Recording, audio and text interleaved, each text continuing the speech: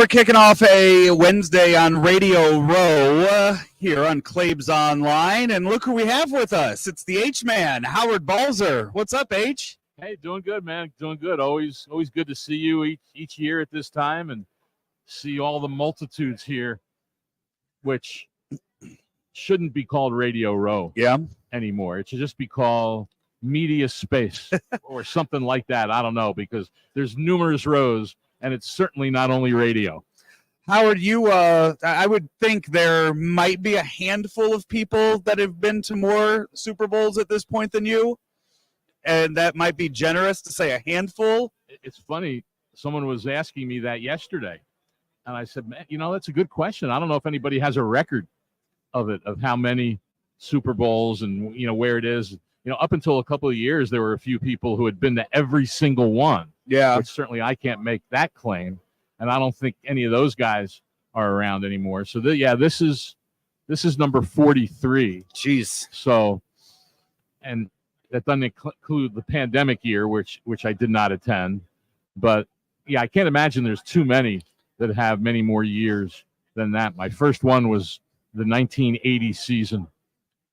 Well, we can say, though, Howard, this is your first Super Bowl in Vegas. Yes, it is.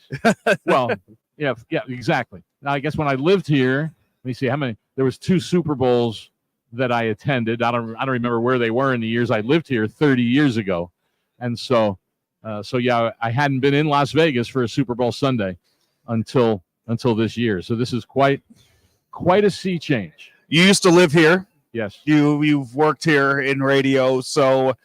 What did you expect this to look like? What has it done? Or I guess how has it met your expectations so far? Well, it pretty much looks the way I expected it to. You know what Vegas is, and with the Strip and all the hotels and all those things. I haven't been here. I mean, it was 30 years ago. That hard to believe that I lived here, and since then haven't been back that many times. I can't remember the last time I've been here. And so, but, hey, Vegas is Vegas. I mean, it's unique, obviously. It's different. And I would say that it would shock me if this doesn't end up being in the regular rotation. They actually said earlier this week, I saw Arash Markazi post that I'm going to get him down, because this is something that I'm glad you brought that up, because this is something that I do want to talk to you about in regards to just how the Super Bowl rotation is going to go. They the other day he had said, that NFL execs have already said Las Vegas will now be part of the regular Super Bowl rotation. That includes Los Angeles, Miami, New Orleans, and Tampa on that list. I cannot say that I was impressed with the Miami one. I had fun in Miami. But man, traffic getting around was a pain. That's a little rough. Little rough. And you have to think that maybe San Francisco will at least be close to the rotation. I mean, they are going back there. Arizona's a good setup. I would think Arizona would be. Now, I guess maybe. I mean, I can't believe it's only going to be 4 cities rotating. I mean, that would be very surprising. And then on top of that too, Nashville's getting a I mean, once Nashville builds that new Titan Stadium, that has to at least get one to see what that's like. It might a lot depends it's not only a new stadium, it's also about hotels. Yeah. And it's having the hotels, enough hotels to take care of all the people that are coming into it. And Nashville has the hotels, right? Nashville has. I guess they do. I don't know what the numbers are or anything like that, but that definitely becomes part of the equation. So I would think there'd be a chance that they would get one. It wouldn't be in the regular rotation. Yeah, I mean, one that won't get one. I'm surprised. Well, I am surprised they haven't decided to try New York again, just because it's New York. I mean, it was cold. Yeah. Well, actually, it wasn't that cold. The game or the day after. If you remember, the day after was snow. Yes, it was crazy. Yes, absolutely crazy. So that would be during the week. Minnesota will never get one again. No, and the day of the game was like overly warm for New York. During the week, it was cold, but it wasn't unbearably cold. And the good thing is, you were walking around the city, which does protect you a little bit from wind and all that because of all the buildings. So I'm not surprised they haven't gone back there because, again, you're taking a big risk when you're playing not only the weather for the week, but when you're playing the game outside. Yeah. And you never know what that's going to be like on the Sunday of the game. Looking forward next year. New Orleans next year. I'm looking forward to that. Looking forward to getting back there. That was my second one that I ever did. So that was the first one I ever did. I don't feel like I fully enjoyed myself down there or took in all of Super Bowl week. I still, I still was pretty young and didn't really, I hadn't met Ben yet. That was so that, I didn't get into some of the stuff I have. So I need to experience that one again. The crazy thing with the way the years pass is that Tuesday night at the media party, I ran into, when I lived here, it was to do a national radio show for the Sports Fan Radio Network. And I ran into the guy that was my co-host that started out. He didn't last the year and a half I did, but he was my first co-host. And so I saw him, and I went up to him, put my arm on his shoulder, and said, "Hey, man, how you doing?" And he looked at me quizzically, and then looked at my credential. Yeah. And saw my name. He said, "H, how you doing? What's going on? How you doing?" It's pretty crazy. The guy's name, his name's Jeff Nathanson.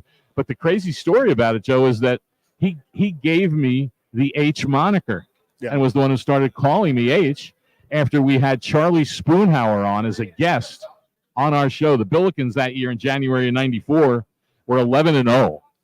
Maybe it was early February, whenever it was the actual interview. They were 11-0 and playing really well. And so we started talking about the players and all that. And after the interview, Jeff says to me, "What is it with this guy, H. Waldman?" I don't know if you remember him, but H. Waldman was on that team. And I said, "Well, the crazy part about it is that's his given name. It's not a nickname. It's just H. That was his first name." And I said, and the coincidence is he went to high school, played high school basketball in Las Vegas, and now is in St. Louis playing for the Billikens. I was in St. Louis, and now here I am in Vegas. So he says, "Wow, that's pretty crazy." He says, "You know what? From now on, you're going to be H." And that's how people started calling me H. And then the H-bomb was invented after that, right? Oh, the H-bomb was invented when I came back Yeah. from Vegas to St. Louis and beat the Rams moving trucks by about a month. And a caller called up one day. I was on 590 and called up and said, "You were in Vegas, right?" And I said, "Yeah, so you know about all these things. I've got an idea for you. You should do something called the H-bomb." So I said, "What would that be?" He said, "Just pick a favorite, a big favorite, and drop the bomb on them that they're not going to cover." I said, "Oh, that sounds like fun." And so we just decided on 6.5 points, and that's when it started. So that was like in the fall around of 1995. Mm-hmm. So we're coming on close to what? 30 the years? 30th anniversary 30, of the yeah. H-bomb. So, H, I don't know how much you want to talk about this, but you already have been in the room. The Hall of Fame vote is already done, completed. They've changed up how they do that now. It has changed over the years to where actually you get your Saturday back here at Super Bowl. You can enjoy yourself this week. We have Kurt Warner on Thursday. I know you can't reveal anything, but there were a lot of wide receivers on the list this year. Go over what kind of talk a little bit about the arguments in that room, how it pertains to Torrey Holtz and his chances this year. It's been the same argument, I'm not going to say argument, debate, discussion, whatever you want to call it. It's been pretty much now the same for 5 years with Torrey and Reggie Wayne. And then for the last 3 years, once Andre Johnson became a first-time eligible. And so for the last 3 years, it's been all three of those guys as finalists. And the sense is, obviously, from everyone is we've got to put somebody in. Mm-hmm. And the discussions are wide-ranging. They're very supportive of all three guys. Some have opinions, well, this guy deserves to go in first, some say the other ones. So everyone has differing opinions. And last year, all three, there's a reduction to 10 before we get to 5. And last year, all three receivers made it to 10. And I was ecstatic when that happened. Well, that ecstasy didn't last because I figured they all made it because people were voting for multiple receivers because of the discussion, we've got to get one in. Well, once you get to 10, now you got to pick your 5, and how many people are going to vote for multiple receivers. And so the vote starts getting split. So actually, I think it hurt that 3 of them made it to the 10 because obviously no one got enough votes to make it to the 5. And the one thing I say all the time, Joe, is that there's 50 of us voting now. Last year was 49. One has been added. There's only 50, right? We don't know who, let's say, who was number 6 or who was number 11 in those reductions, much less how many votes they missed by. Yeah. And it's probably maybe 1 or 2 votes. And so my sense is that it realizes that one of them has to get in. I'm hopeful that it'll be Tory. But as I said last year, if it was one of the others, that would have been good because now it eliminates one of the guys and only leaves 2 for the next year. And having said that, though, guess who comes up first time eligible in 2 years? Larry Fitzgerald. Yeah. 2026. He'll be eligible for the first time. So when you looked at we'll this see. list, when you got it down to 15, or when you saw who was eligible, was there anybody on this year's list that you looked at and you said that guy's a lock? 100% we know that. That's what I thought too. No. I thought I have said, and I said this last year, I know I've talked to you about it, that I thought it was a shame that Devin Hester didn't get in last year.